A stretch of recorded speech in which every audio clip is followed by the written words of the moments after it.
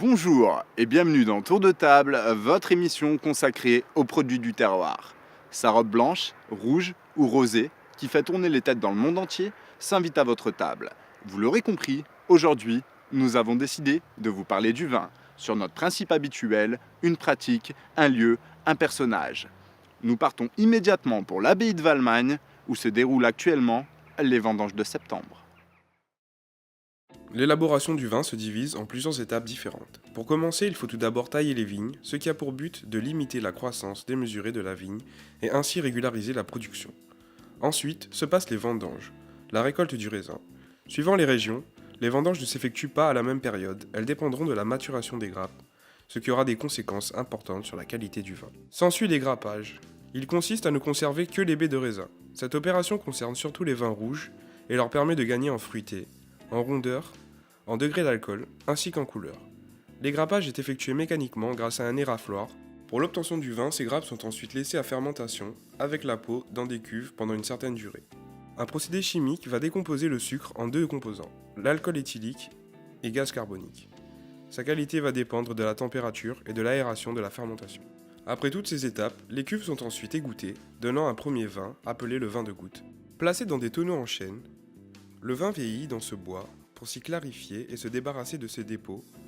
Le vin est ensuite mis en bouteille et laissé dans des caves pour le vieillir et sera mis en vente par le vignoble directement dans la boutique de l'abbaye. Intéressant, non? Restons à Valmagne, mais quittons les terres et attardons-nous sur ce lieu historique qu'est l'abbaye. C'est entre ces murs qu'est entreposé le vin et mis en bouteille. Nous avons eu l'occasion d'interviewer Monsieur Philippe Dallène, propriétaire du domaine, qui nous en apprendra plus sur la manière dont est conditionné le vin. Donc l'abbaye de Valmagne, c'est une abbaye cistercienne. Donc moi je m'appelle Philippe Dallène et je fais partie de la famille qui s'occupe depuis plusieurs générations de cette abbaye. Donc l'abbaye de Valmagne, c'est un complexe énotouristique maintenant, c'est-à-dire que vous avez un monument historique qui est du 12e et qui reçoit à peu près 40 000 visiteurs par an. Aussi une ferme-auberge, un restaurant. Il y a évidemment la partie viticole qui est importante aussi, puisqu'il y a 58 hectares de vignes, entièrement en culture biologique. Et on fait notre propre gamme de vins, on fait tout nous-mêmes, la mise en bouteille, la commercialisation, etc. D'abord du rouge qui représente 70%, ensuite on fait du rosé et du blanc pour les 30% restants. Donc on a une partie qui est en appellation Languedoc, une partie qui est en IGP vin de pays et une troisième partie qui est les parties les plus escarpées qui est située ce qu'on appelle en grès de Montpellier, les grès de Montpellier étant une partie supérieure de l'appellation Languedoc, une appellation supérieure. Après avoir visité l'abbaye de Valmagne, nous avons été impressionnés par la taille des fûts. Nous avons donc demandé à M. Philippe Dallène, propriétaire de ces lieux, de nous raconter leurs histoires.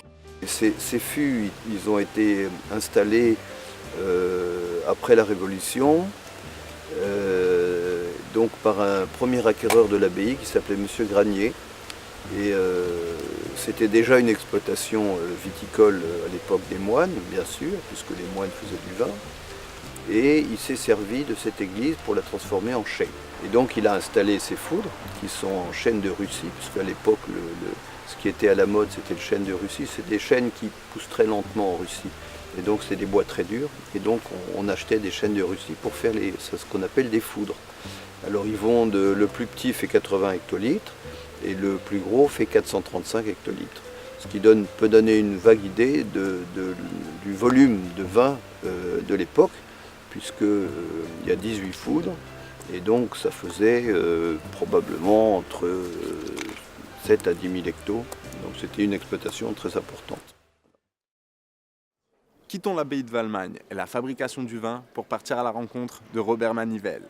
Ce passionné de la vigne depuis de nombreuses années nous aidera à mieux définir ce qu'est un bon vin et comment le consommer. Il nous fera partager ses expériences ainsi que son savoir. Tout de suite, rendez-vous à Arles, à l'hôtel Le Calendal. J'ai découvert le vin par l'intermédiaire de mes parents quand j'étais jeune, quand j'avais 17-18 ans. Qui entre-temps j'étais passionné par ce produit et j'ai découvert les vins naturels, les vins où l'homme intervient, mais uniquement par son travail, son respect de la vigne, mais pas par le biais de l'œnologie et des transformations qu'on peut faire subir au vin. Par l'apport de vitamines, par l'apport de levure industrielle, par l'apport d'un élevage en barrique neuve, qui peuvent, à mon avis, au lieu de modifier le goût, l'altérer, mais avec des exigences précises, c'est-à-dire rentrer une vendange dans les meilleures conditions possibles, éviter des débuts de pourriture, etc. D'où l'intérêt de ramasser le raisin à la main. Déjà, en ramassant le raisin à la main, on peut faire un tri sur la souche et ramasser que les belles baies, et pas ramasser le reste. Ce qui n'est pas le cas avec la machine à vendanger. Et puis après, un travail minutieux au niveau de la cave, une hygiène parfaite avec tout le matériel utilisé, et puis un respect du produit et de le voir évoluer gentiment. Comme vous rencontrez certaines levures qui vont amener au vin des parfums de banane, des parfums de bonbons anglais. Donc c'est une passion qui m'anime depuis plus de 50 ans.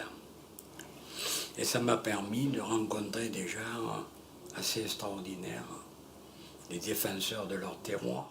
N'oublions pas surtout que le terroir est avant tout le travail des hommes, qui en fonction d'un lieu précis ont planté des cépages, les ont arrachés, en ont planté d'autres, et la naissance d'un terroir est arrivée par le travail des hommes qui ont mis des cépages qui s'adaptaient le mieux à leur sol. Voilà ce qu'on appelle le terroir.